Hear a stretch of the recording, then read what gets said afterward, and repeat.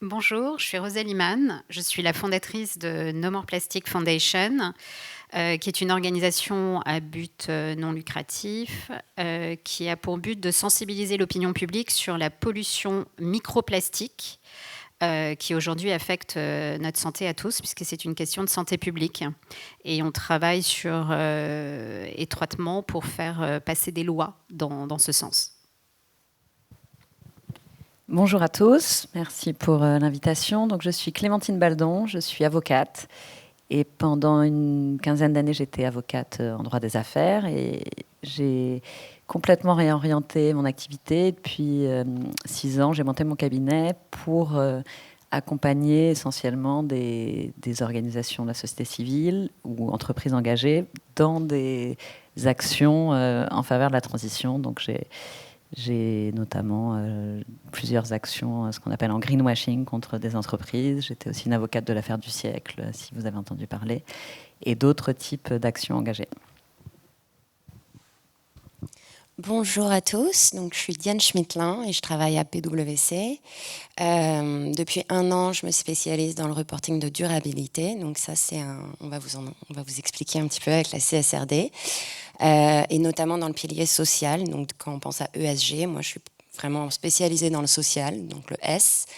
Et voilà, on est là pour un peu vous expliquer ce que ça va donner ce reporting. Bonjour à toutes et à tous, Laurent Bécaud, je suis collègue de Diane, je suis consultant chez PwC en développement durable et je m'occupe depuis de longues années de problématiques de développement durable dans le luxe et notamment toutes les problématiques de liberté fondamentale, droits humains sur les chaînes d'approvisionnement. Merci. Et moi, je suis Florence Hugoni. Moi, je suis consultante en stratégie visuelle dans le luxe et dans la mode. Et je trouvais très, très intéressant de voir comment on pouvait intégrer toutes ces histoires de réglementation, de lois, de tout ce qui peut être très, très important.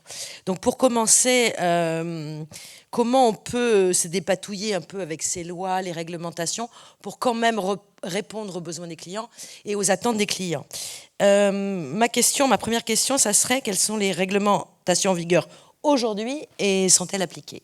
On ne va pas pouvoir dire tout ce qui existe forcément, mais quand on parle de réglementation, on n'a pas beaucoup même pas du tout, je pense, de réglementation qui soit spécifique au luxe. Donc on parle de réglementation générale qui s'applique de manière générale à des sociétés et donc qui inclut le luxe. Donc en matière de durabilité, ESG, etc., ce qu'il faut juste savoir, c'est qu'il y a vraiment une multiplication des réglementations qui s'appliquent. Alors pas sur tout et notamment dans les aspects santé, ça inclut pas tout. Donc, outre ce qui a toujours été appliqué, donc des règles de sécurité, etc., moi, je vais faire un petit focus peut-être sur la communication, puisque c'est ma pratique, et puis je pense que vous sur le reporting extra-financier. Alors, en matière de communication responsable, donc le cadre qui s'applique pour les communicants, les marketeurs, la publicité. Depuis de nombreuses années, on avait une interdiction de ce qu'on appelle les pratiques commerciales trompeuses, donc la publicité mensongère, qui existe donc depuis de nombreuses années, qui fait que toute publicité, qu'elle soit d'ailleurs responsable ou non, ne doit pas induire en erreur le consommateur. Et ce qu'on a depuis quelques années, mais c'est vraiment tout récent, c'est un encadrement spécifique de ce qu'on appelle les allégations environnementales.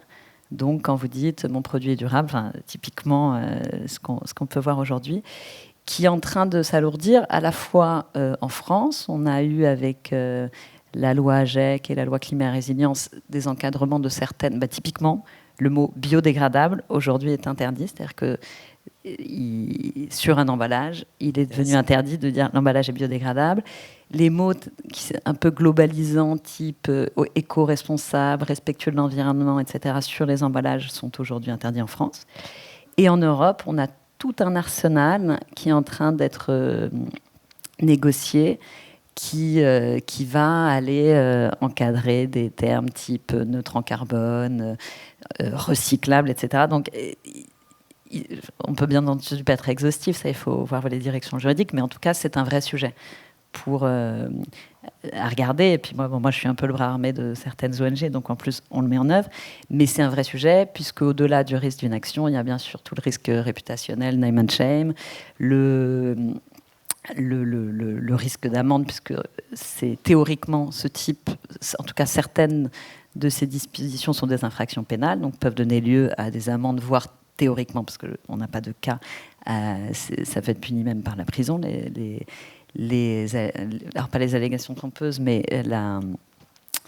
les pratiques commerciales trompeuses. Donc on a tout cet arsenal qui arrive. On a en plus des règles, mais vous en parlerez plus parce que vous le mettez en pratique du point de vue des entreprises, sur la chaîne d'approvisionnement. Donc on a en France la loi sur le devoir de vigilance qui existe depuis 2017, mais qui arrive en Europe également. Et puis on a, et ça je pense dans le luxe, pour certains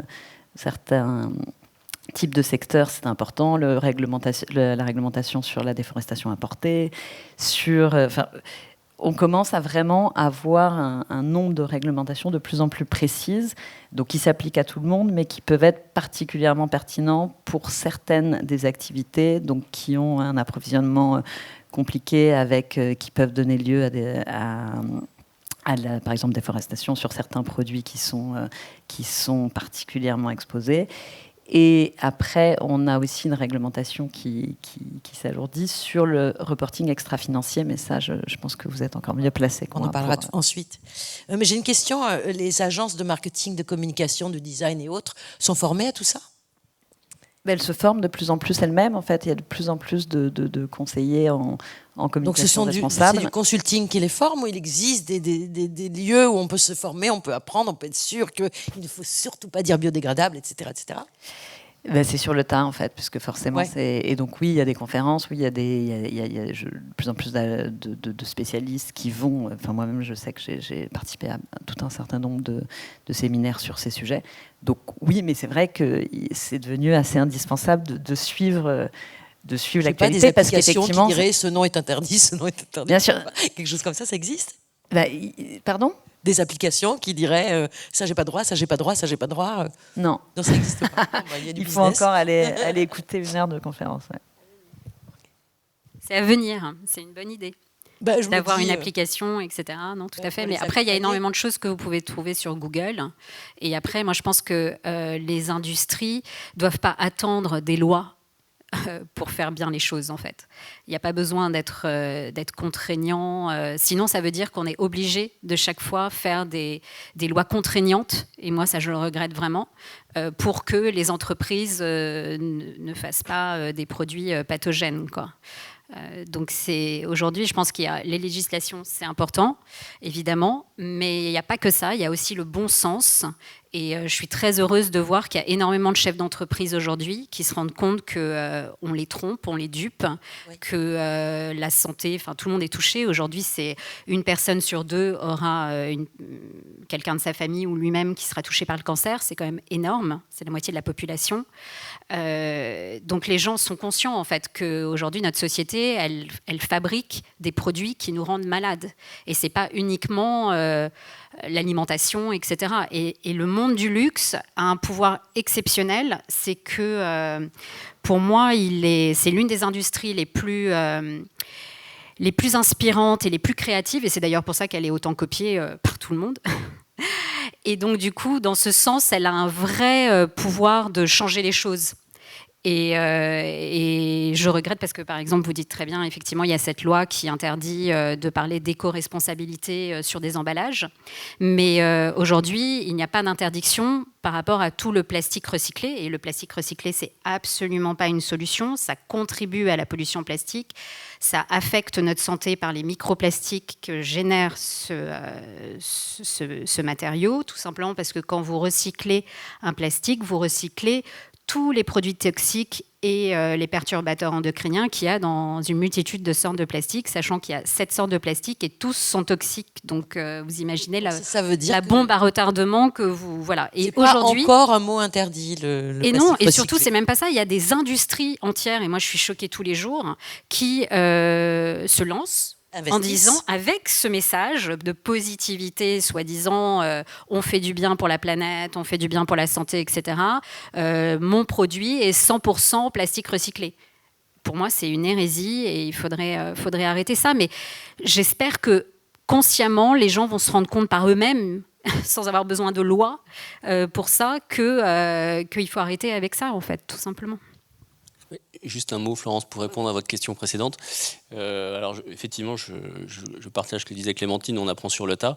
Mais ce qui se passe quand même dans les entreprises, c'est que notamment dans les directions juridiques, aujourd'hui, on a des juristes qui sont spécialisés sur les problématiques RSE. Et ça, c'est assez nouveau. Donc, ça permet aussi aux entreprises d'éviter...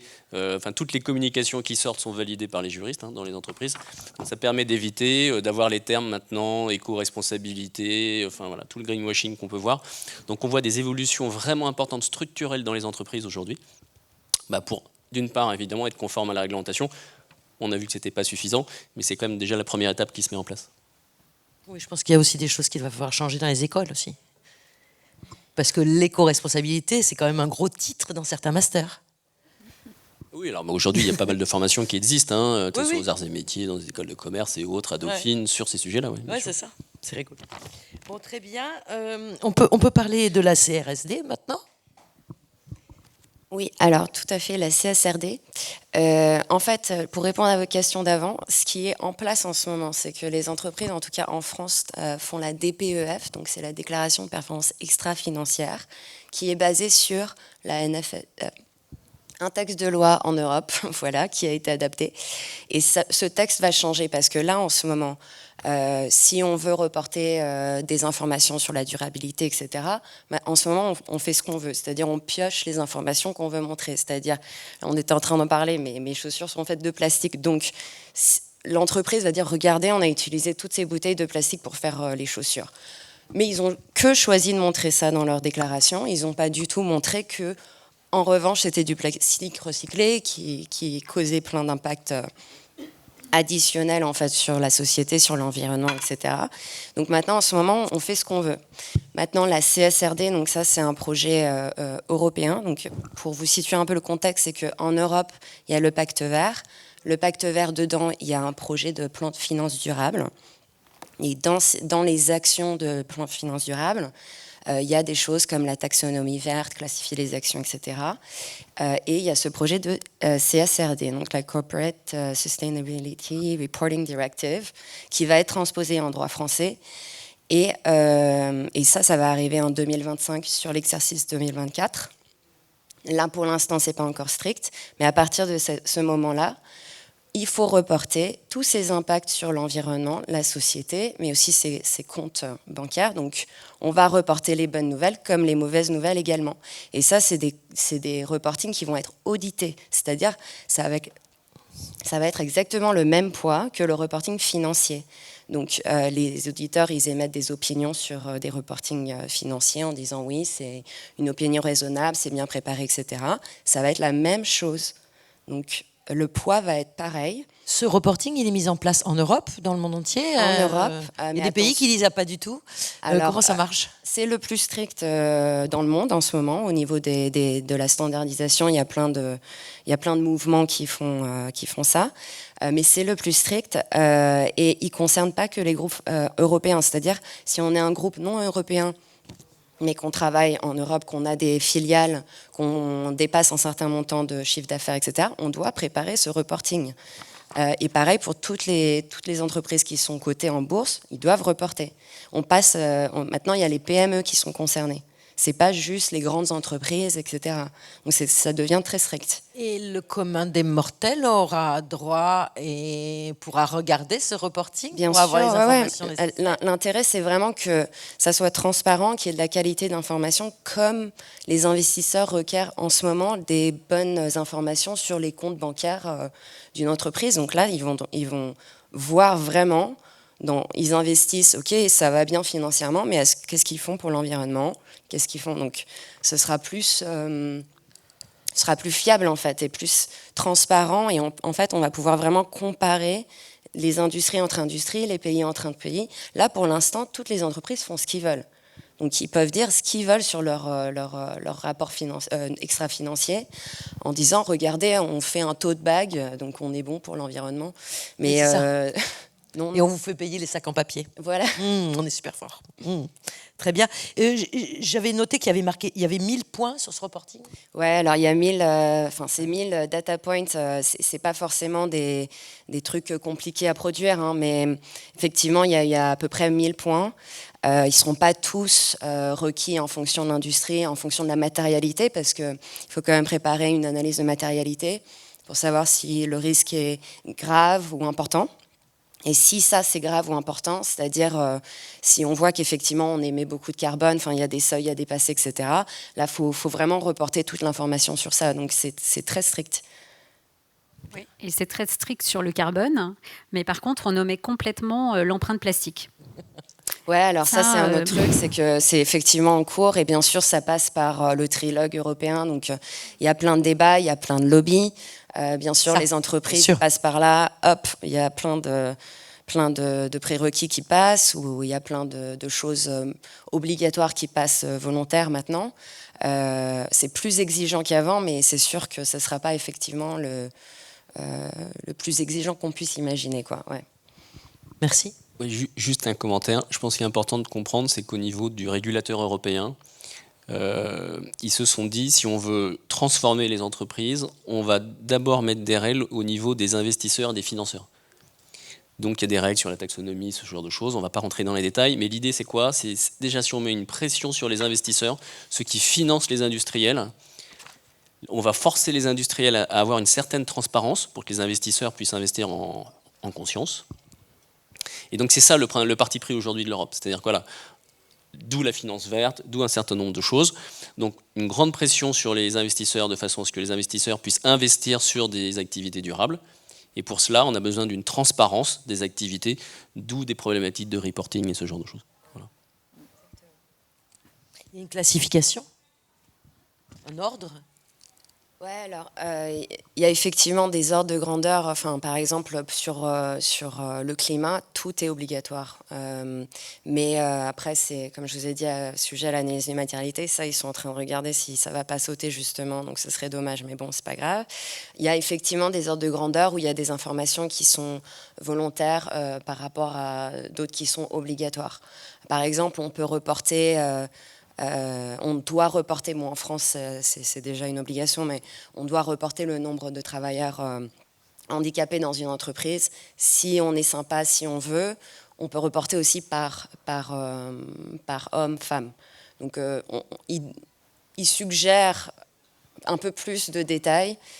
Si les entreprises vont suivre, ça serait bien. Après, ça montre quand même une très bonne foi de répondre à tout ça. Donc c'est dans l'intérêt des entreprises aussi de répondre à ces data points qui ne sont pas forcément obligatoires.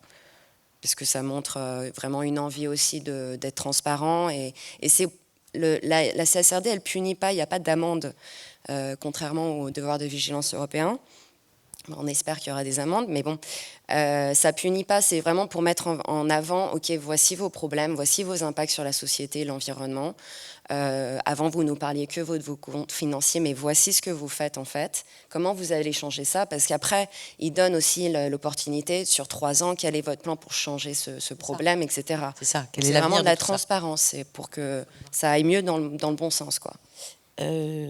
Très bien. J'avais noté aussi 2030-2040. Qu'est-ce qui va se passer? Quels sont les objectifs aujourd'hui des entreprises, du marché? Par exemple, dans le luxe, est-ce qu'il y a quelque chose de particulier? Alors, le luxe, je ne sais pas, mais par exemple, si on revient sur la loi AGEC, oui. Dans la loi AGEC, il y a une obligation de 100% de plastique recyclé pour 2025. Et pour moi, c'est une hérésie parce que, comme je vous l'expliquais, le plastique pollue tout au long de son cycle de vie. C'est-à-dire souvent, on pense que le plastique, la pollution plastique commence au moment du déchet. C'est ce qui est un petit peu dans les idées reçues aujourd'hui. Et en fait, pas du tout. Le plastique commence à sa création et tout au long de son cycle de vie. Et le cycle de vie d'un plastique, c'est très très long. C'est des siècles et des siècles. Et ça génère des microparticules et des nanoparticules qu'on a aujourd'hui dans notre sang. Donc il y a encore beaucoup de personnes qui n'aiment pas qu'on dise qu'on avale l'équivalent d'une carte de crédit par semaine. Ils contestent cette étude de WWF. Mais même si je n'avalais pas une carte de crédit, mais un quart ou un deuxième, etc. Peu importe, moi le chiffre, je m'en fiche. Tout ce que je sais, c'est que ces microparticules et ces nanoparticules sont des bombes à retardement, puisqu'en fait, elles sont comme des éponges et elles ont toutes les toxines et les perturbateurs endocriniens qui vont impacter ma santé, et c'est des maladies relativement graves comme le cancer du côlon, le cancer du sein, l'infertilité, l'obésité aussi, des maladies chroniques comme la maladie de Crohn ou l'endométriose. Enfin, c'est tout ça. C'est pour ça que c'est devenu vraiment un vrai sujet de santé publique. Et quand je vois que la loi AGEC demande ça, donc ça veut dire que ça oblige les entreprises à communiquer sur combien de plastique recyclé ils sont. Exactement. Ils font chaque année, C'est le point le plus important dans la loi AGEC. Non, mais c'est hallucinant. Et donc, c'est pour ça que c'est important de ne pas aller que sur les lois, à mon sens, et qu'il y a aussi le bon sens de l'humain, entre guillemets, tout simplement. Et il y a une autre problématique, c'est qu'à force de mettre en avant le plastique recyclé comme une solution, ça participe en fait à l'augmentation de la production de plastique. Moi, j'ai démarré Nomor Plastique en 2018. On produisait 380 millions de tonnes de plastique. Aujourd'hui, on est à 460 millions de tonnes, enfin un peu plus. Et on nous prédit 600 millions de tonnes en 2030. Et là, vous vous dites, mais que se passe-t-il en fait ? L'opinion publique est de plus en plus au courant que le plastique est un problème et on en produit de plus en plus. Donc on voit bien qu'il y a un problème. Donc voilà, c'était juste pour dire que les lois, c'est une chose, mais après, il y a aussi le bon sens et le fait d'aller vers des solutions autres et plus responsables. Oui, juste un commentaire, Florence. Non, sur la question 2030-2050, aujourd'hui dans les entreprises, il y a clairement des objectifs dont à peu près les 2/3 des entreprises climatiques pour être alignés avec les accords de Paris. Donc ça veut dire quoi ? Ça veut dire effectivement, on a des objectifs à atteindre pour 2030 pour limiter l'augmentation de température à 1,5 degré et à 2050 pour être net zéro. Donc ça, c'est à peu près dans beaucoup d'entreprises. Je crois que c'est dans le cadre... PwC a fait une étude il y a quelques mois, assez intéressante. 92% des grandes entreprises ont un plan d'action sur les problématiques climatiques et que 40% des PME. Donc on voit bien, mais ça veut dire que toutes les grandes entreprises aujourd'hui ont une stratégie et des actions sur les problématiques climatiques à 2030 et à 2050. Pour autant, est-ce que ces actions sont suffisantes pour atteindre les objectifs que les entreprises se sont elles-mêmes assignés pour être alignées avec les accords de Paris ? Aujourd'hui, ce n'est pas du tout le cas. On considère, cette étude montre qu'à peu près 30% des entreprises ont des actions qui sont suffisantes pour atteindre ces objectifs-là. Donc là, on parle des problématiques climatiques. Si on parle des problématiques sociales, je crois qu'on est à peu près simplement 20% des entreprises qui ont des plans d'action pour essayer de réduire les impacts sur des problématiques sociales, notamment sur les approvisionnements. Un chiffre à retenir, le Global Slavery Index relève qu'aujourd'hui, on a 50 millions de personnes dans le monde qui sont dans des situations d'esclavagisme moderne. Il y a 5 ans, c'était 10 millions. Donc on est sur une augmentation des situations d'esclavagisme moderne. Donc voilà, tout ça pour dire, sur le climat, il y a beaucoup de choses. On voit parce qu'il y a les accords de Paris, il y a des engagements publics qui ont été pris. Il n'y a pas pour autant les actions derrière, mais il y a au moins des engagements. Sur des problématiques plastiques ou des problématiques sociales, ce n'est pas du tout le cas. Alors je ne sais pas si on reviendra sur le devoir de vigilance, mais c'est probablement un sujet extrêmement important dans les entreprises pour l'avenir, notamment sur effectivement la réglementation européenne qui va arriver. Aujourd'hui, au moment où on parle, il y a une discussion au Parlement européen depuis hier sur le devoir de vigilance au niveau européen. Aujourd'hui, on a une loi en France depuis 2017, on a une loi aux Pays-Bas, on a une loi en Grande-Bretagne, une loi en Allemagne, une loi suisse aussi depuis quelques mois. Donc on voit bien que c'est un sujet qui est vraiment en train d'émerger. Un mot aussi sur la philosophie des trajectoires. C'est vrai que c'est devenu un peu une habitude parce que les États eux-mêmes, donc dans le cadre de l'accord de Paris notamment, ont pris ces engagements de trajectoire de réduction de leurs gaz à effet de serre avec des échelons. En Europe, on l'a aussi, donc par exemple le Fit for 50, c'est-à-dire qu'on s'engage. Et c'est vrai que j'ai l'impression que maintenant c'est devenu un peu la panacée pour les entreprises, surtout. Et j'ai l'impression qu'il y a des effets pervers, parce qu'on pourrait dire, dès aujourd'hui, je n'utilise plus aucun esclave moderne dans ma chaîne d'approvisionnement. Il y a un petit côté, donc, à 2030, je baisse mon taux de déforestation importée de 25%. Donc, effectivement, il y a, je ne sais pas à quel point c'est nouveau, mais je constate que les entreprises, donc sur le climat, c'est un petit peu la réduction des gaz à effet de serre, c'est plus compréhensible parce que ça demande une vraie révolution des business models, parce que forcément une activité économique en génère. Par contre, sur certaines choses, il pourrait se l'appliquer tout de suite. Dire, aujourd'hui, je ne veux plus du tout de déforestation importée dans ma chaîne d'approvisionnement, ou je ne veux plus aucun travailleur enfant. Je ne veux plus de plastique ou recyclé. Je ne veux plus de ou pas recyclé d'ailleurs. Enfin, à partir de maintenant, Et c'est vrai que y a ce côté, et ce qui est encore plus pernicieux, c'est parfois c'est même un argument marketing de dire nous engageons à 2025 à réduire notre émission de 20%, mais outre que le consommateur il n'a absolument pas les moyens de comprendre ce que ça veut dire cette trajectoire, parce qu'il ne sait même pas d'où ça part. Et c'est une sorte d'engagement pour le futur. Donc autant pour les États, je le comprends, autant pour les entreprises, je pense que ça a des effets pervers assez significatifs. Mais d'ailleurs, je suis en train de penser, les entreprises vont devoir mettre en place des grands chantiers d'organisation, de recrutement, d'augmentation de certaines directions qui étaient peut-être trop petites. Comment ça marche ? Est-ce que vous les accompagnez là-dessus ? Moi, je sais que moi, je suis extrêmement... on me contacte beaucoup, justement, sur cette histoire de traçabilité. On va y venir juste ensuite sur tous les produits de clean beauty, de cosmétiques, etc., etc. Comment on fait ? Qu'est-ce qu'on met en avant ? Qu'est-ce qu'on raconte pas ? Comment on peut finalement rassurer, mais aussi comment on va réorganiser l'entreprise pour ça, parce que peut-être que c'est nécessaire, je ne sais pas. Alors ça bouge, évidemment. Oui. D'une part parce qu'il y a beaucoup d'engagements publics qui sont pris par les entreprises. Donc, alors le sujet est complexe parce qu'une entreprise peut trouver des solutions pour, par exemple, diminuer ses émissions de gaz à effet de serre, mais pour autant peut-être avoir un impact plus négatif sur la biodiversité ou un impact neutre sur le plastique. Donc en fait, la problématique pour les entreprises, c'est quand elles vendent des produits, c'est que les nouveaux produits doivent à la fois réduire les émissions de gaz à effet de serre, diminuer l'empreinte eau, diminuer l'empreinte sur la biodiversité, des conditions sociales, je dirais, raisonnables, au moins sur l'ensemble de la chaîne de valeur. Donc c'est des sujets qui sont assez complexes, donc c'est un impact sur le business model. Nous, on a constaté auprès d'entreprises qui nous ont contactés dernièrement une prise de conscience de ces sujets-là, mais une réelle prise de conscience. C'est-à-dire que la prise de conscience, elle date d'il y a plusieurs années. Là, la réelle prise de conscience, c'est quoi ? C'est comment je fais maintenant en interne pour développer des produits qui puissent correspondre à tous ces sujets-là.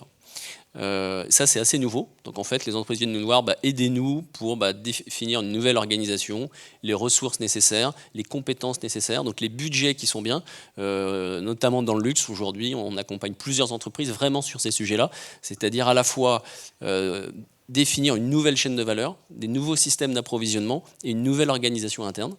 Donc ça, c'est le cas.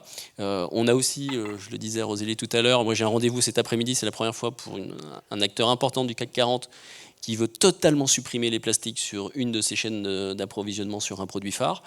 Ça, c'est assez nouveau aussi, et c'est, je dirais, c'est une bonne nouvelle. Mais il faut se rendre compte que ça, c'est des projets sur plusieurs années. C'est ça. Surtout, ça a un impact sur tout, en fait, sur le pricing, sur la supply chain, sur la logistique, sur tout. Quand je parle de gros chantier, c'est ça, je pense à ça, je suis en train de me... Alors, principalement sur les approvisionnements. Oui, bien sûr. Quand on parle d'émissions de gaz d'émissions à effet de serre, aujourd'hui, dans le luxe, par exemple, parce que c'est le luxe qui nous réunit aujourd'hui, 70% des émissions, c'est le cuir. Donc, si on prend tous les acteurs du luxe aujourd'hui, une partie du chiffre d'affaires importante est liée aux sacs à main, aux chaussures, enfin, toute la maroquinerie. Et en fait, ça, c'est 60 à 70% des émissions de gaz à effet de serre de l'ensemble de l'activité de l'entreprise. Donc de toute manière, aujourd'hui, le sujet va être le cuir, par exemple. Maintenant, il y a un second sujet qui me paraît moi extrêmement essentiel, c'est la sensibilisation et la formation des consommateurs. Aujourd'hui, si on veut sortir des problématiques climatiques, si on achète un t-shirt à 5 € ou à 10 €, c'est que quelque part, il y a des acteurs dans la chaîne de valeur qui n'ont pas été payés. Donc il ne faut pas s'étonner qu'on trouve des ONG qui mettent en évidence du travail d'enfants, par exemple en Asie. Oui, quand le t-shirt, on le paye 8 € ou 10 € à Paris, c'est quelque part dans la chaîne de valeur, il y a des gens qui n'ont pas été payés. Oui, il faut se dire que c'est pas normal. Il y a toute une éducation à faire des consommateurs. C'est ça. Le sujet, du coup, on va y arriver à cette histoire de clean beauty, de recycler, d'emballage, de toutes ces choses-là, tout ce qui a un lien avec le plastique, tout ce qui est à la mode en fait, parce qu'aujourd'hui, le développement de la clean beauty dans le monde est incroyable. Tout le monde parle de traçabilité, d'ingrédients bien choisis, bien sourcés, etc., etc. Est-ce que c'est vrai, tout ça? Alors c'est très intéressant parce qu'effectivement on dépense beaucoup d'argent et on met beaucoup d'investissements dans la clean beauty actuellement et en créant des formulations extrêmement clean, mais vous constaterez que la plupart de ces produits sont présentés dans des composants, dans des contenants en plastique. Donc il faut savoir qu'un contenant en plastique va contaminer votre super formule très très clean par des microparticules et des nanoparticules. Donc encore une fois, c'est un non-sens total. Et c'est vrai que des lois comme la loi AGEC qui oblige à faire du 100% plastique recyclé, il y a énormément de marques qui faisaient par exemple du verre avant, extrêmement clean. Alors, je ne sais pas si on a le droit de parler de noms ou pas, de mentionner des noms, mais que j'utilisais avant parce qu'ils utilisaient du verre et sont passés au plastique recyclé. J'ai contacté la PDG de cette entreprise pour lui expliquer la problématique et le non-sens total, parce qu'en fait, aujourd'hui, son huile qui était avant dans du verre, aujourd'hui est dans du plastique recyclé, va contaminer ses clientes. Et effectivement, elle n'avait pas la notion... Elle ne s'était pas rendu compte de ce non-sens. Donc c'est important qu'effectivement le consommateur soit averti et conscient et fasse extrêmement attention parce qu'en fait, les femmes aujourd'hui dans les pays industrialisés mettent à peu près en moyenne 15 produits de beauté. Alors dans les produits de beauté, vous avez les crèmes, mais aussi les maquillages, etc. Et donc ça va très très vite. 15 produits de beauté par jour sur le visage ou le corps. Et c'est énorme en fait. Le gel douche, le shampoing. Voilà, le gel douche, le shampoing, le vernis, la crème pour les cheveux, l'anti-rides. Enfin, vous calculez, ça va très très vite. Hein. Et quand vous êtes Kim Kardashian, vous avez, c'est pas 15, c'est 60 produits par jour sur le visage. Donc c'est énorme. Et les femmes sont beaucoup plus affectées par la pollution plastique, tout simplement pour des raisons biologiques, parce que le métabolisme d'une femme crée beaucoup plus d'œstrogènes à des moments clés de sa vie comme la puberté, durant les menstruations, la lactation, la grossesse, la ménopause, donc plus de 50% de la vie d'une femme. Et quand vous voyez toutes ces jeunes filles en pleine puberté qui utilisent tous ces produits avec la plupart du temps des microbilles eux-mêmes dans la formulation, mais imaginons qu'elles aient la chance d'utiliser des formulations hyper clean, la plupart du temps c'est dans du plastique. Donc elles mettent en danger leur santé, clairement. Et aujourd'hui, il n'y a absolument aucune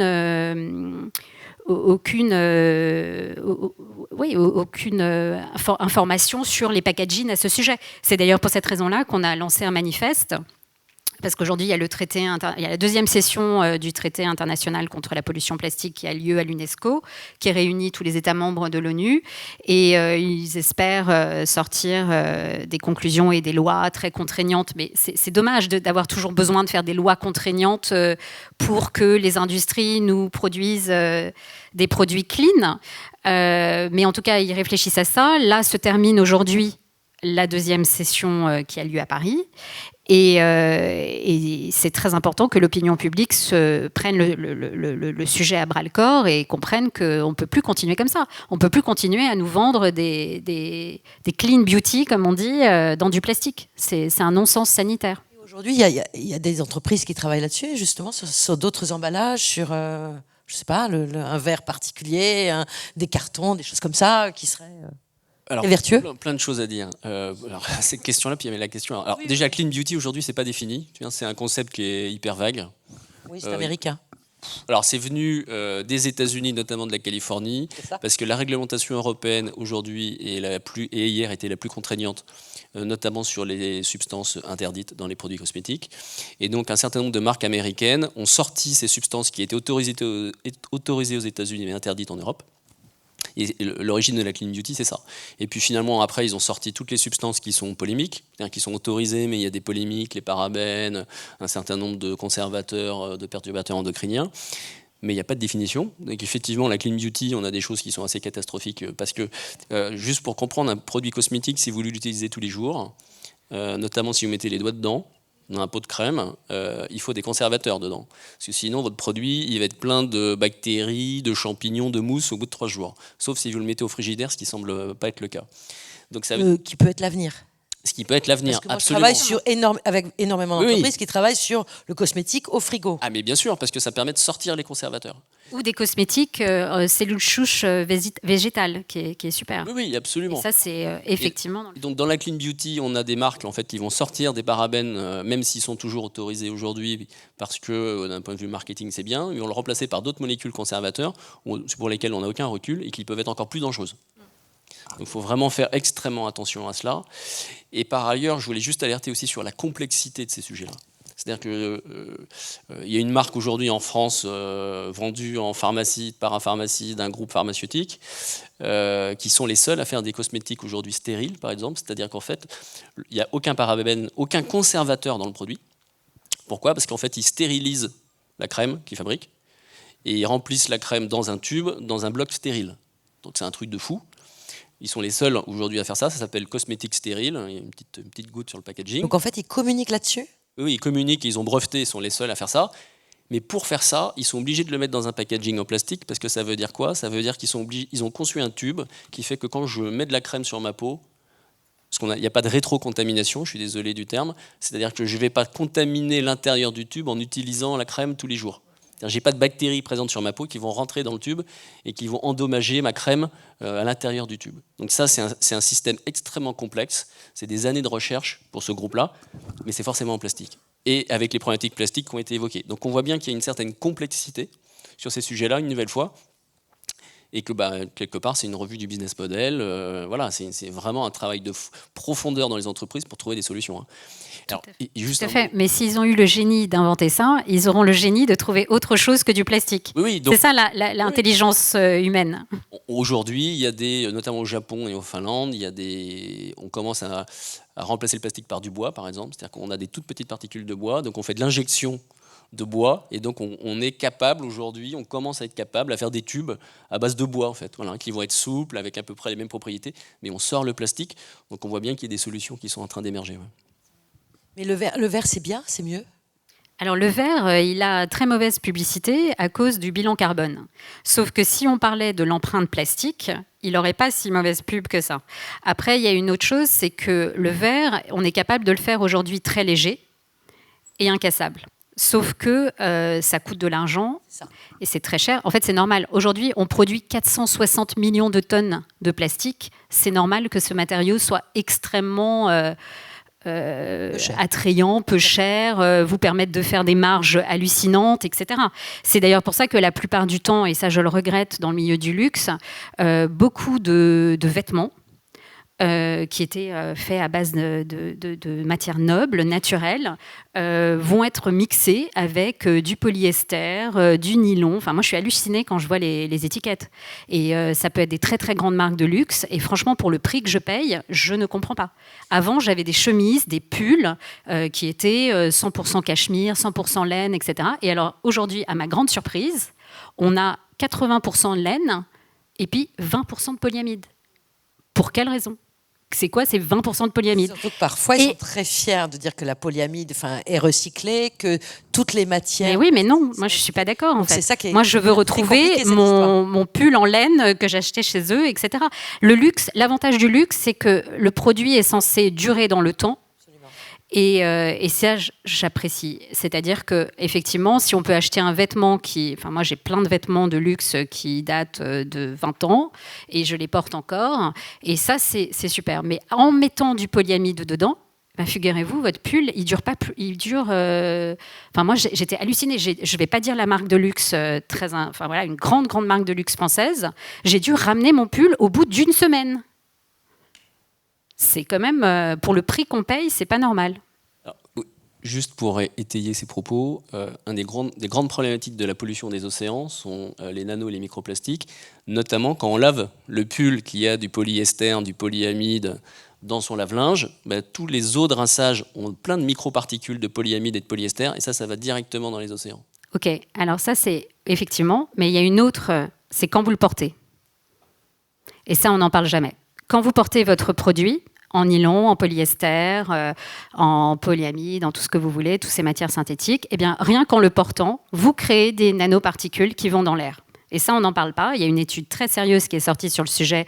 Bon, elle est très récente, elle date d'il y a 2 ans, mais elle montre ça, c'est-à-dire que ce n'est pas uniquement au moment du pressing ou du lavage, etc. C'est au moment où on le porte. Et il faut savoir que quand on porte quelque chose, par exemple, la lingerie est souvent faite à base de matières synthétiques, eh bien, ce sont des lingeries que portent les femmes à même la peau, toute la journée. Et après, on se demande pourquoi on a une explosion de cancer du sein, etc. Ben, faut pas aller chercher bien loin, en fait. Donc c'est des questions assez importantes et assez urgentes à traiter. Et j'aimerais bien qu'il n'y ait pas besoin de législation ou de lois contraignantes pour que les industriels nous trouvent des solutions. Alors, pourquoi le luxe, justement, utilise ces matières-là? Toute la difficulté, c'est que le luxe, ce sont des entreprises qui ne sont pas, je dirais, c'est pas le marketing qui a le pouvoir. Ce sont les créateurs, les studios de création. Donc si on prend avant un Karl Lagerfeld chez Chanel ou autre, il avait décidé un jour de faire une collection plastique, bah, il fait une collection plastique parce que Karl il a décidé qu'il faisait une collection plastique. Oui, mais Karl n'était pas au courant. S'il l'avait été, je pense qu'il ne l'aurait pas fait comme ça. On est bien d'accord. Donc je pense qu'il y a un vrai rôle, en tout cas, c'est d'alimenter, de sensibiliser, de former les créateurs, en fait, les studios de création, sur ces sujets-là, parce qu'aujourd'hui, c'est des sujets qui sont mal connus, en fait, par les créateurs. Qui peut remplir ce rôle ? Qui peut remplir ce rôle de quoi? De former les créateurs? De formation. Oh, je pense que c'est pas une question de formation, c'est plus une question d'opinion publique. C'est-à-dire que plus on va en parler, plus forcément... excusez-moi, mais là je vais en parler quand même de ça. C'est la collaboration entre Balmain et Evian. Donc il n'a pas fonctionné. Hein. Oui, non, mais d'accord, mais enfin, je pense on a beaucoup fait du bashing sur le créateur, mais je pense que le créateur n'est pas au courant. Tout simplement. Et en fait, dans ces industries-là de mode, on n'ose pas parler aux créateurs. Je sais, je connais bien tous ces secteurs. On conseille certains grands groupes, etc., pour justement changer les choses. Et en fait, ils n'osent pas parler aux créateurs. Non, mais ça, tu ne peux pas lui dire, etc., etc. C'est complètement dingue, en fait. Et moi, je pense que ce jeune créateur chez Balmain n'est pas au courant de l'impact sur la santé humaine. Sinon, il aurait même pas fait cette collaboration, en fait. Donc, c'est important que l'opinion publique s'empare du sujet. Aujourd'hui, on a une chance énorme, c'est qu'on a énormément d'informations accessibles très rapidement grâce aux nouvelles technologies. Alors, on pense vivre à l'ère numérique. Effectivement, on vit à l'ère numérique, mais on vit surtout à l'ère du plastique. Et ça, il faut s'en rendre compte. C'est-à-dire qu'aujourd'hui, dans les nappes phréatiques, notre époque est très, très clairement identifiée par ce qu'on appelle des plastic glomerates. C'est un navigateur, Charles Moore, qui a appelé ça. C'est une mélange de plastique et de roche incrustés et voilà, qui représentent notre époque. C'est comme ça que les générations futures nous étudieront. Donc il y a un vrai problème concernant le plastique et aujourd'hui il faut que effectivement l'industrie du luxe participe aussi à ce changement. Et là, c'est ce que je disais tout à l'heure, effectivement, c'est que l'industrie du luxe a le pouvoir de changer les mentalités. Donc si Balmain fait une publicité avec Evian, comme ils ont fait une collaboration, etc., c'est plus possible. On ne peut pas faire ça en tant qu'industrie du luxe. On doit montrer l'exemple, montrer que l'avenir, c'est autre chose. Et surtout quand on a... parce qu'il est relativement jeune. Donc, il fait partie de cette nouvelle génération qui devrait avoir un éveil sur les problèmes climatiques assez important. Oui, c'est ça, être un peu plus activiste. Exact. Enfin, pas forcément activiste. Moi, je me définis pas comme étant activiste. Je suis pas activiste, je suis pas militante, je suis pas lanceuse d'alerte. Tous ces mots-là m'horripilent complètement. Je comprends pas. On n'est pas tout ça. En fait, c'est simplement comment dire. On est conscient du problème et on va dans le bon sens, tout simplement. Aujourd'hui, on n'est pas en train de faire un suicide collectif en se disant c'est formidable, on va utiliser du plastique ou du plastique recyclé. Bon, je parle beaucoup de plastique. Je suis désolée, mais c'est un tel sujet aujourd'hui. Et il y en a tellement dans tout, Parce qu'on pense toujours aux emballages, aux bouteilles, etc. Mais le plastique, il est absolument partout dans notre vie. Et dans les textiles, le textile, c'est la deuxième industrie la plus polluante dans ce secteur. Si, par exemple, 2 industries seulement cessaient d'utiliser du plastique à partir de demain, c'est-à-dire les emballages et le textile, on aurait déjà réglé plus de 60% du problème de la pollution plastique dans l'environnement, dans l'air, etc. C'est énorme. Énorme. Mais le plastique est arrivé pour aller plus vite, pour que ce soit tout plus pratique, en fait, que notre vie soit un peu plus simplifiée. Alors en fait, le plastique... Et de l'enlever, ça nous obligerait à revenir un peu à des habitudes d'avant. Alors oui et non, parce qu'aujourd'hui, on a gourde, bah oui, mais sa bouteille ou sa gourde ou d'autres choses, c'est pas. Enfin, il y a beaucoup de gourdes en plastique. Hein. Ça, c'est aussi un autre sujet. C'est vrai. Mais pour revenir à pourquoi on est arrivé à ça, c'est tout simplement parce que c'est un produit fantastique. Le plastique, vous pouvez en faire absolument tout ce que vous voulez. C'est pour ça d'ailleurs que les créateurs l'adorent. Parce que vous pouvez créer absolument tout ce que vous voulez avec. Donc l'idée, c'est pas il faut comprendre que le plastique, on ne va pas s'en séparer complètement. Il y en a, par exemple, il y a plein de gens qui me disent oui, mais le plastique, on en a dans nos voitures, on en a dans les hôpitaux, on en a partout, etc. Oui, mais comme je vous l'expliquais, les 2 industries qui polluent le plus, c'est les emballages et le textile.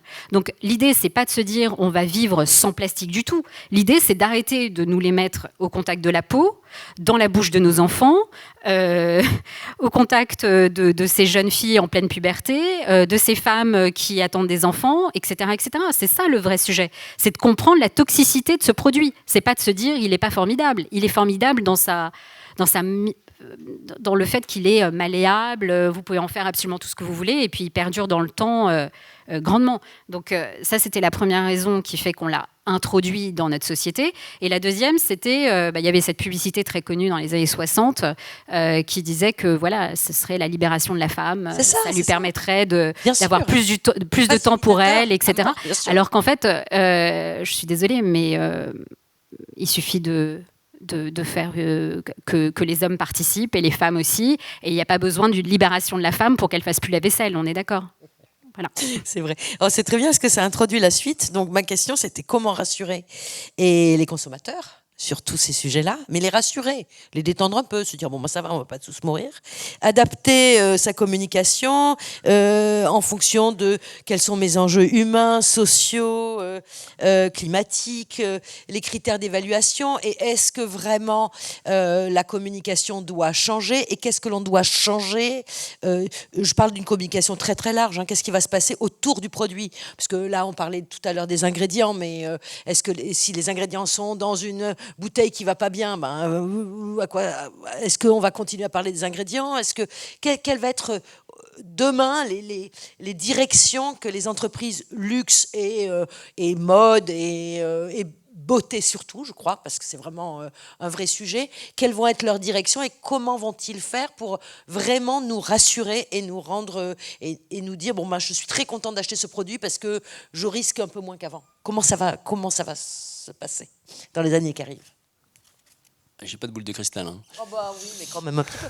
Non, mais ce qui est certain, c'est que l'évolution réglementaire qui est axée sur beaucoup plus de transparence des entreprises, c'est un enjeu fondamental parce que ça veut dire une meilleure compréhension, notamment de toutes les parties prenantes. Enfin, on parle à des associations, ça veut dire que ces données vont être disponibles, des associations, des ONG vont pouvoir les vérifier. Donc déjà, il va y avoir un engagement des entreprises d'un niveau complètement différent à partir du moment où vous êtes transparent. Ensuite, le luxe a un rôle, effectivement, moi je souscris complètement à ce qu'a dit Rosalie, particulier à jouer, parce que par essence, le luxe fait des produits qui sont durables. Donc on est vraiment sur une logique qui paraît une logique d'avenir, c'est-à-dire de faire un produit qui va être utilisé pendant longtemps, qui peut même être transmis à ses enfants de génération en génération. Enfin, si on prend un sac, par exemple, bien connu d'une marque qui fait de l'artisanat de grand luxe, les sacs, ils sont transmis aux filles. Voilà. Donc là, on est vraiment sur des produits qui durent. Donc en fait, le mot durable est le pas gros mot, en fait. Absolument, absolument. Et donc le luxe, quelque part, fait des choses durables par essence même. C'est dans son ADN. Et puis le troisième commentaire que je pourrais faire, c'est que probablement le rôle du marketing va vraiment jouer et probablement être différent. Alors je vais un peu caricaturer, mais le marketing, c'était quoi? C'est grosso modo faire croire qu'un produit qui n'est pas terrible, en fait, on en a absolument besoin de l'acheter. Et ça, à l'avenir, très probablement ça va changer parce que ça sera plus possible. Donc s'il y a un métier qui va vraiment changer à l'avenir, c'est le rôle du marketing. Ça, c'est absolument essentiel. Oui, vous disiez que l'ADN du luxe, c'est le durable, c'est vrai, mais de moins en moins, puisqu'ils vont justement à nous produire des matériaux. D'ailleurs, parfois, c'est produit en Chine. C'est quand même juste hallucinant parce que c'est des grandes marques qui devraient produire en Europe, etc. Mais qui, en plus de ça, nous mettent des produits synthétiques dedans, etc., en négligeant les matières naturelles. Donc c'est de moins en moins durable. C'était justement l'exemple du fameux pull que j'étais obligée de ramener, alors que normalement, j'aurais pu le léguer à mes enfants. Si vous voulez nous... Je réagissais sur la communication, ce sujet. Pour les entreprises et dans tout le secteur et dans le luxe aussi sont dans une position qui n'est pas toujours simple parce qu'effectivement il y a toujours un risque de se tromper, d'aller trop loin. Donc rassurer les consommateurs, ça dépend en fait. Déjà, il faut avoir de la matière pour pouvoir vraiment mettre en avant telle vertu des produits de durabilité ou autre, sachant que le risque est aussi plus important. Il y a le risque on l'a mentionné, réglementaire, avec des réglementations qui ne sont pas toujours connues, qui peuvent interdire telle ou telle expression. On a des ONG qui sont de plus en plus vigilantes, y compris sur le greenwashing, puisque justement c'était avant un sujet qu'elles ne regardaient pas beaucoup, mais elles se sont emparées avec l'idée de se dire... pour que les produits vertueux aient une chance d'être identifiés par les consommateurs, il faut empêcher que les produits non vertueux se vendent comme vertueux. Et donc de plus en plus d'ONG environnementales classiques commencent vraiment moi je suis avocate de certaines, à lancer des contentieux, mais aussi à aller devant, par exemple en France, ça s'appelle le jury de la déontologie publicitaire, c'est une sorte d'autorégulation. Et donc à communiquer dessus sur Internet. Donc c'est vrai que ce sont des sujets périlleux pour les entreprises que de communiquer, mais il ne faut pas non plus qu'elles s'interdisent, parce qu'effectivement, si un produit est vraiment durable, si c'est dans l'ADN, c'est important de pouvoir le dire, c'est important de pouvoir s'en prévaloir. Donc avec toujours, je pense, comme ligne de conduite, de se dire plus effectivement l'entreprise est sincèrement impliquée dans la durabilité du produit, dans la responsabilité de sa chaîne d'approvisionnement, plus ça va être cohérent, et donc sa démarche de communication va pouvoir l'être aussi. Et à l'inverse, on l'espère, on verra, parce que là quand même on est entouré de greenwashing dans tous les sens, et c'est très compliqué pour le consommateur, si c'est pas un activiste, de comprendre ce qu'il en est. Enfin, mais donc c'est délicat, mais je pense que ça va permettre, enfin j'espère, si tout cet arsenal se met en place et que la société civile est vigilante, ça va permettre justement aux sociétés les plus vertueuses d'arriver normalement à pouvoir le mettre en valeur et à en tirer un bénéfice. Oui. À vous. Merci Florence. Non, c'était pour rebondir sur ce que disait Rosalie, pour illustrer une nouvelle fois la complexité, y compris pour les entreprises sincères. On prend l'exemple des pinceaux de maquillage, pour prendre une poudre, pour se mettre sur le visage, ce genre de choses. Aujourd'hui, vous avez un monopole sur les poils naturels en Chine. Vous ne pouvez pas l'acheter ailleurs qu'en Chine. Il n'y a pas de marché en dehors. Pourquoi ? Parce qu'il y a des règles d'animal welfare, enfin de bien-être animal un peu partout dans le monde, sauf en Chine, avec des conditions dantesques dans les abattoirs. Ce qui fait que c'est le seul pays aujourd'hui qui continue à faire des pinceaux de maquillage avec des poils naturels. Donc les entreprises se disent ça, c'est pas acceptable, donc partent sur des poils synthétiques, issus de la pétrochimie. Mais ils vont acheter du plastique en Chine. Là, ça les perturbe pas. Mais par contre, pour le poil, ça, c'est perturbant d'aller en Chine. Non, ou aux Excusez-moi, États-Unis, mais il y a pas ou aux États-Unis, je connais bien le sujet, c'est pas que la Chine. Mais donc ça, c'est un élément de complexité, par exemple. Un autre élément de complexité, par exemple, sur la soie. Par exemple, aujourd'hui, le marché principal de soie naturelle vient de la Chine. Moi, j'ai un certain nombre de clients, on aimerait bien refaire ça en France, parce que historiquement, la soie française, notamment dans le Lyonnais et vers Saint-Étienne, était historique. Bon, aujourd'hui, les verres à soie français ont disparu. Voilà, même l'INRA n'en a plus. Impossible de remettre en place une filière. Donc, comme on fait, on regarde au Brésil, on regarde à Madagascar, enfin voilà. Vous voyez. Donc, en fait, on a perdu aussi un savoir-faire historique. Et donc, on est même dans l'incapacité aujourd'hui, y compris pour des entreprises de luxe qui ont des moyens, de remettre en place ces filières franco-françaises, entre guillemets. C'est sorti aujourd'hui dans la presse, il y a le gouvernement de Biden qui remet en cause aujourd'hui le symbole des trois flèches, qui en fait fait croire aux gens que c'est recyclable. Vous voyez, on a tous ces... voilà. Parce que justement, le gouvernement se rend compte que c'est complètement pernicieux de faire croire aux gens que parce qu'il y a ce symbole sur les produits, c'est recyclable. Puisque ça n'est pas le cas. Aujourd'hui, c'est utilisé juste pour vous indiquer le type de plastique qu'il y a dans un produit ou pour vous indiquer que cette entreprise participe à financer le recyclage. Donc, vous voyez ce que je veux dire. Donc c'est intéressant de voir que même aux États-Unis, le gouvernement Biden voit des non-sens dans des réglementations ou des symboles qui existent et qui sont extrêmement connus depuis des siècles, parce que ce symbole-là existe depuis très longtemps aujourd'hui. Donc la question, c'est que faut-il croire, comment faire pour que les consommateurs soient détendus quand ils achètent un produit, enfin, vraiment, véritablement?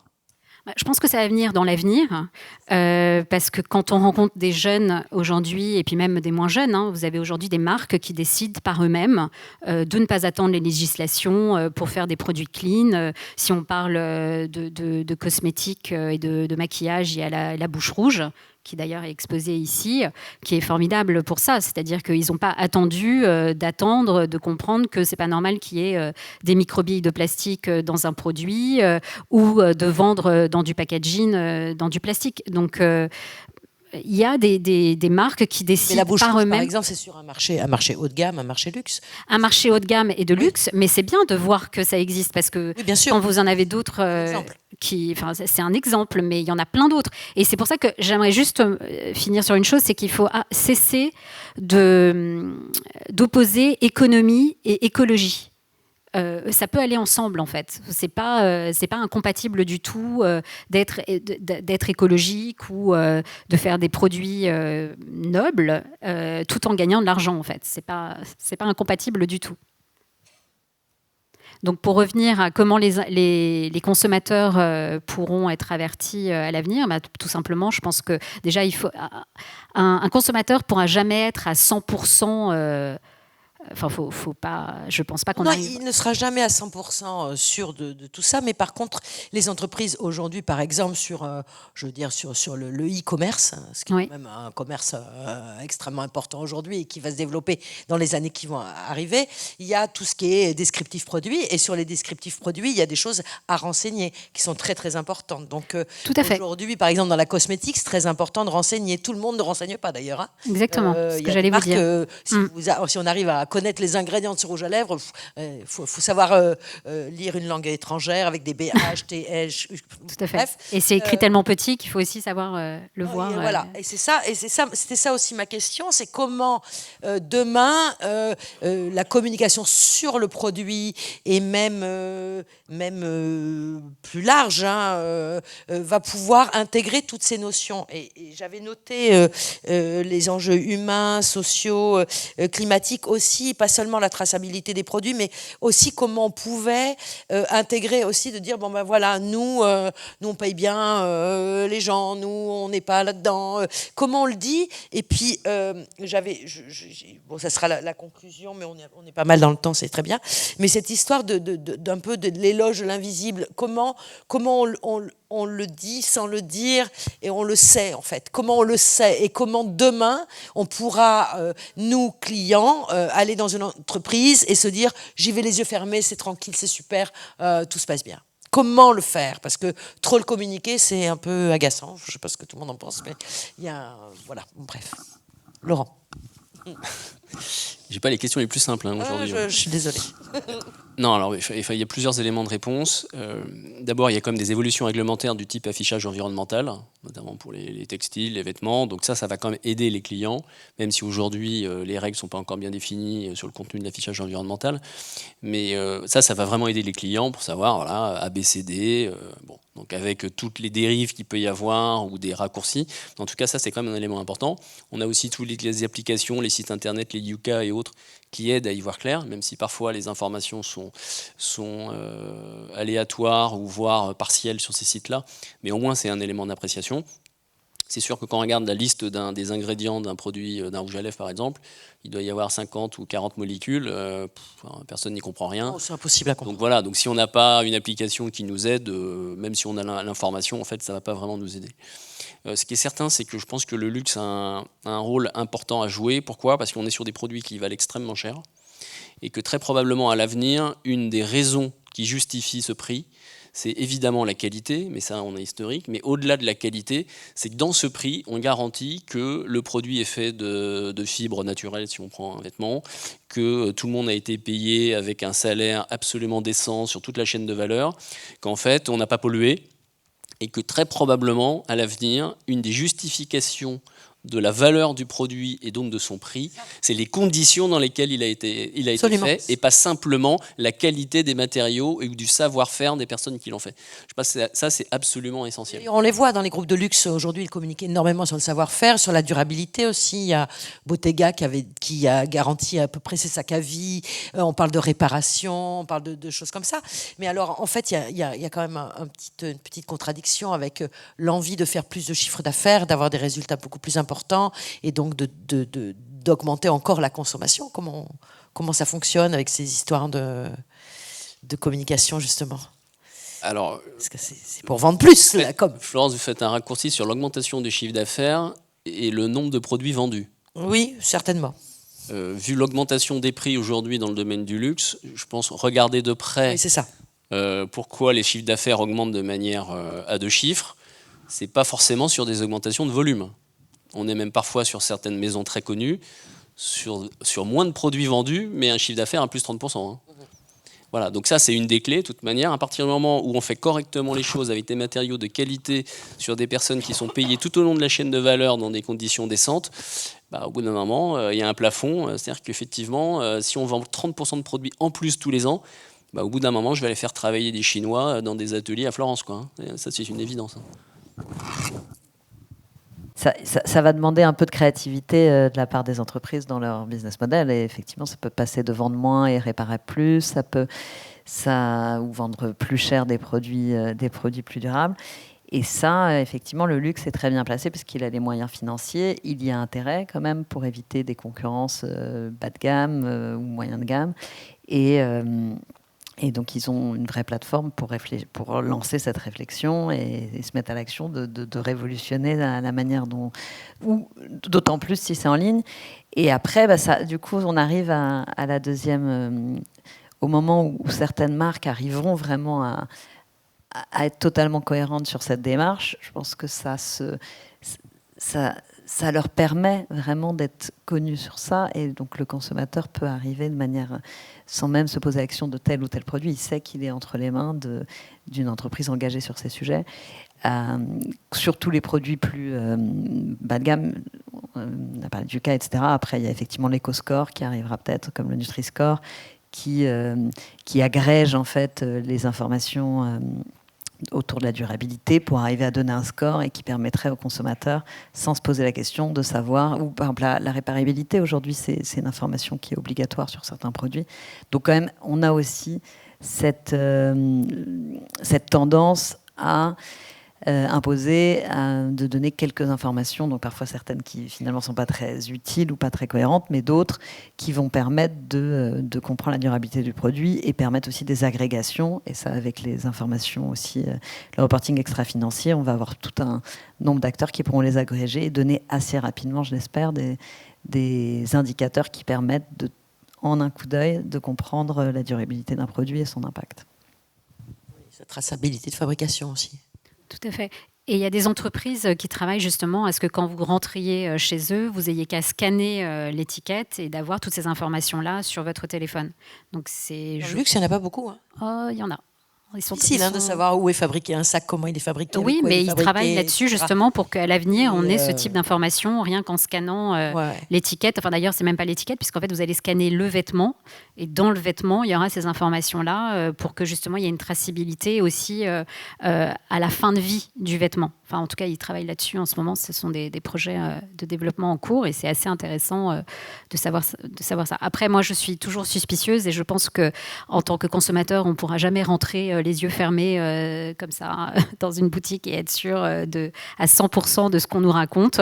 Et c'est ça qui est bien, c'est qu'il faut sans cesse réfléchir, se remettre en question et regarder si tout va dans le bon sens. C'est intéressant parce qu'en plus, ça peut donner aussi des pistes sur l'éducation. Je parle de l'éducation universitaire, etc. Toutes les organisations, toutes les formations qui existent, en fait. Il y a des pistes très, très intéressantes là-dessus. Oui, je pense que ça doit être difficile aujourd'hui de trouver de très, très, très, très bons juristes dans tout ce qui est RSE. Ça doit être difficile parce que finalement, on se forme où? Comment ça marche? Normalement, c'est ChatGPT qui va remplacer ces juristes, si je ne me trompe pas. Mais bon. Dans quelques années. Comment ça fonctionne? Il y a beaucoup de vocations aujourd'hui de juristes qui ont envie de... Puisque cette génération est quand même plus engagée que génération, et plus informée que génération d'avant. Donc, il y a bien entendu une multiplication de masters. Enfin, moi-même, j'enseigne dans certains, de sustainability et autres, dans lesquels il y a tout l'aspect réglementation compliance, mais on va beaucoup plus loin. Donc oui, dans la formation, quand même, suit le mouvement pour arriver à former des juristes de demain plus transversaux, qui ont en tête, effectivement, pas que les réglementations de toujours, mais qui arrivent aussi à suivre le train et qui ont, dans l'entreprise, aussi une importance, qui sont plus écoutés aussi. Voilà, oui. Et pareil que les avocats, on fait pareil avec les audits, c'est-à-dire que les audits, en France en tout cas, ils vont être formés pour auditer des reportings de durabilité, donc il faut vraiment qu'ils comprennent tout ce dont on parle. Donc ils vont vraiment être formés à ça. Et pour rejoindre sur les consommateurs, alors oui, c'est quand même assez costaud de voir un reporting, faut être un peu plus averti, etc. Par contre, tout le monde comprend de payer un salaire adéquat à tous ses employés. Oui. Ça, c'est un truc quand même basique qui sera vraiment affiché dans des reportings. Donc, c'est pas forcément des informations compliquées à comprendre. Donc, la réglementation, elle est vraiment faite là pour justement un petit peu éviter ce greenwashing ou être vraiment transparent avec tout ce qui se passe en ce moment. Normalement, ça devrait quand même éduquer le consommateur un peu plus. Voilà, il y a d'autres personnes après nous. Donc voilà, je voulais vous remercier, mais surtout, je voulais remercier cette jolie petite équipe. Merci beaucoup. Merci. Avec plaisir. Au revoir.